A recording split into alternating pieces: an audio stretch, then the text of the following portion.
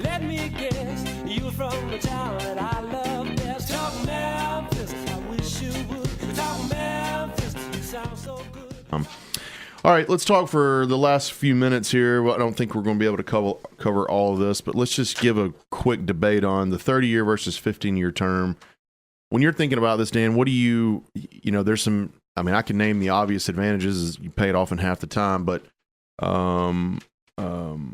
what are some of the, I guess, reasons or why do one versus the other? Why do one versus the other? Yeah, I mean, I think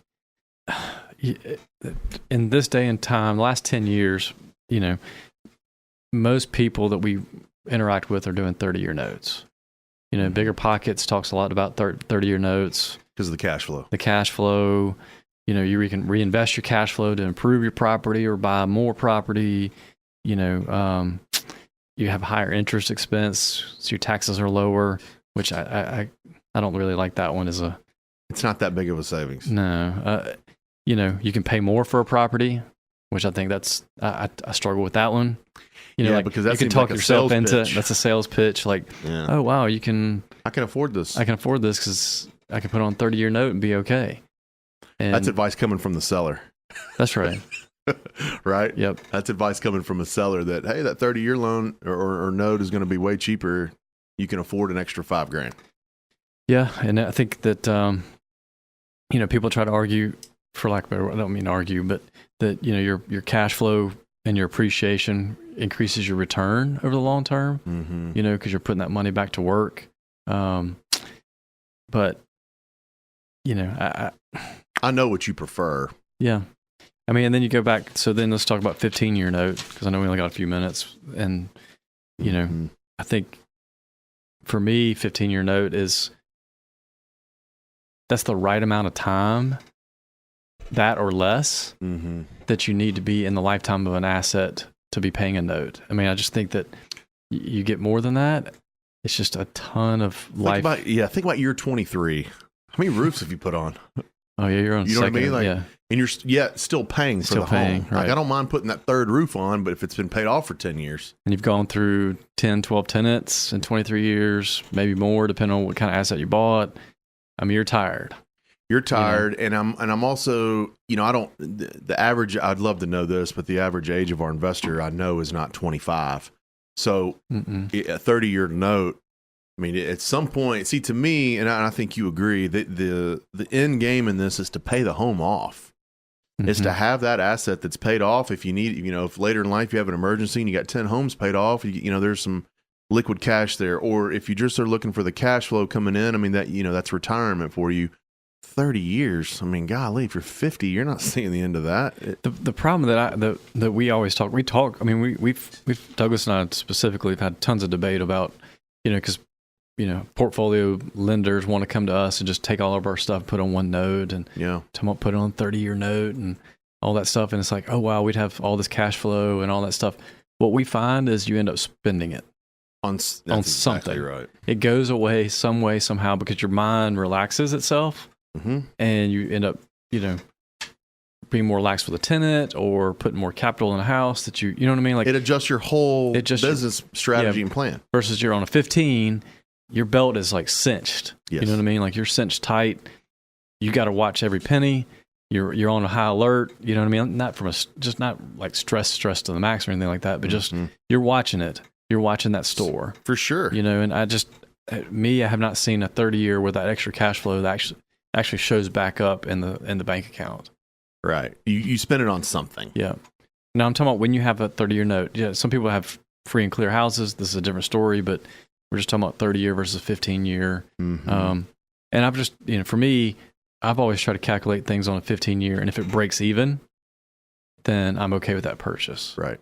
I put on a 15-year note, but you know, one thing that's different than us is we always try to do is little as possible money down. You know, no money down is as much as possible. So which is a hard feat. It's a hard feat. Much harder this go around these last several years than it was back in, you know, 07 to 12. That was like an easy task.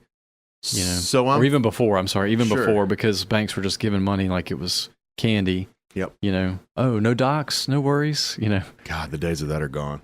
Thank goodness, though. I mean, as a practical person, I always wondered why. I was like, that just makes no sense. I just got started into real estate. I'd only been in it 2 or 3 years. I remember Countrywide Home Loans. Oh yeah. And the rep would come in and Do say, they exist? Not anymore. Yes. Yeah, right. Right. So it's amazing that Fannie Mae and Freddie Mac still exist for backing up all those loans, but Countrywide doesn't. But yeah, so they would come in, and I remember 535 credit score, stated income, and $500 earnest money, and you could get that back at closing.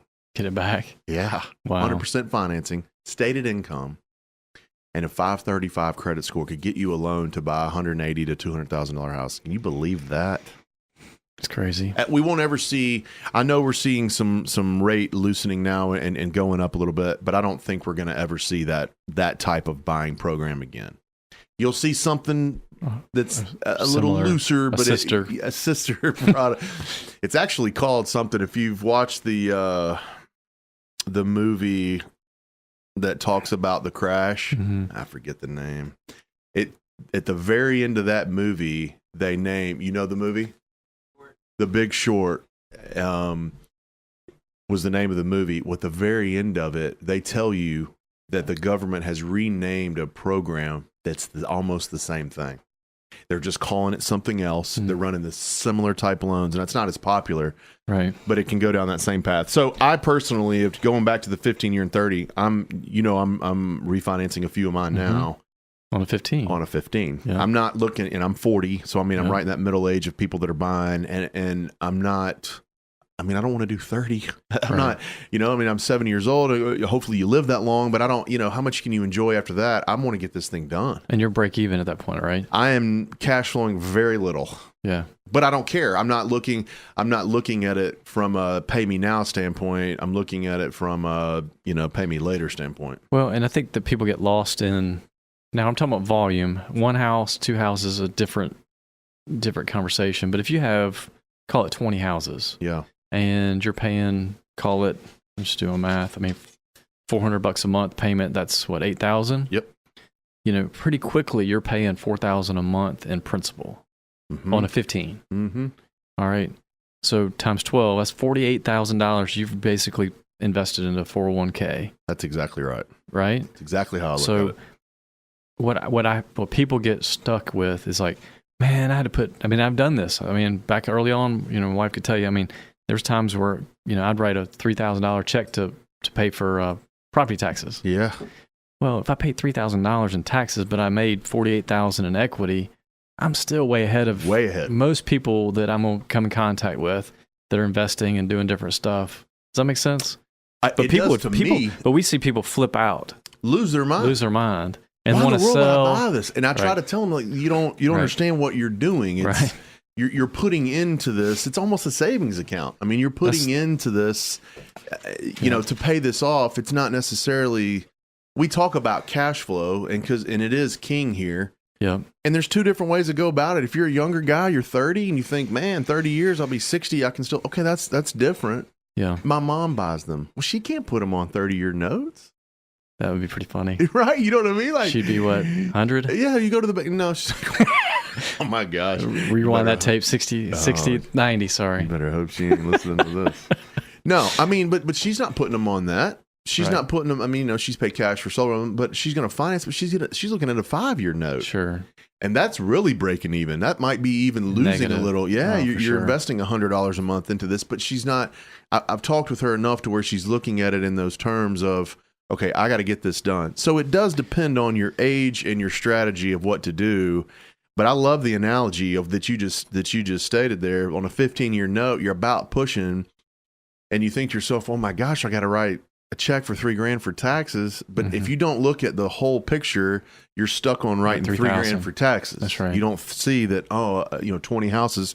I put $50,000 into this year. Okay, $3,000 in taxes. Yeah, that's a big deal. And I think other piece that we only got a couple more minutes, but for me. And it's a little bit of perception, but it's also reality as far as if you're on a 15-year note and you're paying that $400, for just simple purposes, 5 years down the road, you've got, in that example, several $100,000 in equity. That's exactly. So what is that bank thinking when you go to the bank to do another deal or another project or something else?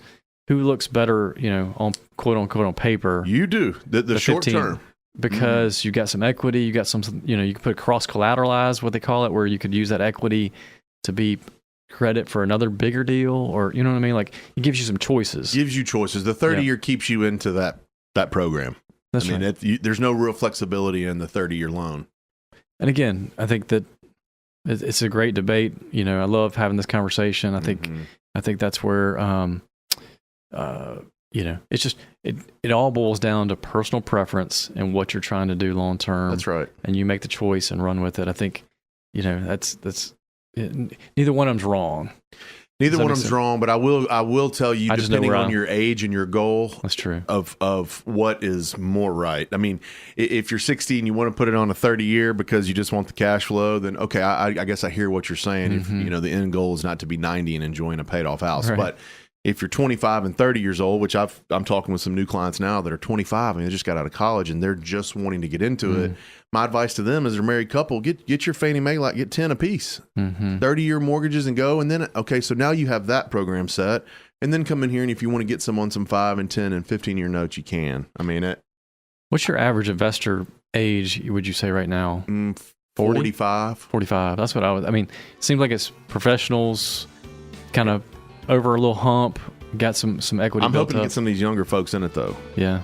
I swear I can't get enough listening to you talk that stuff.